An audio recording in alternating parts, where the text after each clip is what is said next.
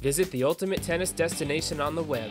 Get the latest and free video lessons, racket and gear reviews, and discuss your passion of tennis with members from around the world at tennisworld.com.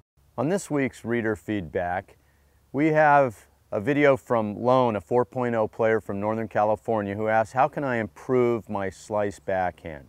So let's take a look at her video and see what we can do to help her.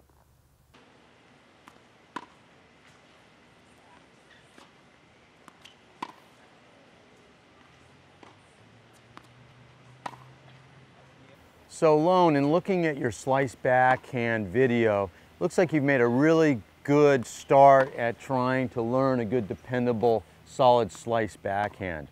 But a couple areas I see that we can work on to improve are very typical of a two-handed backhand player trying to learn the slice, because there are some key differences. And the three areas we're going to work on to hopefully improve your slice is going to be our set position, or how we're taking our racket back, our contact, where we're going to hit the ball, and then our finish, which will many times be successful depending on those first two, our take back and our contact.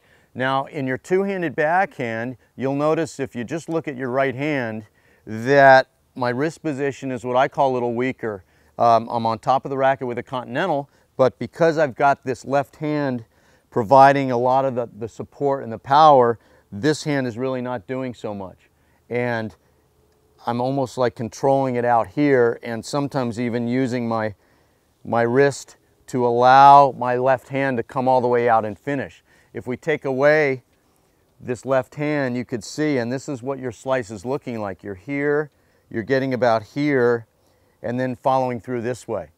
So to make that correction, the first thing is we want to get a stronger wrist position to be a little bit more powerful. So in our take back, the racket is going to almost look like it's cocked back. There's more of an angle here than your original one where you're just taking it here.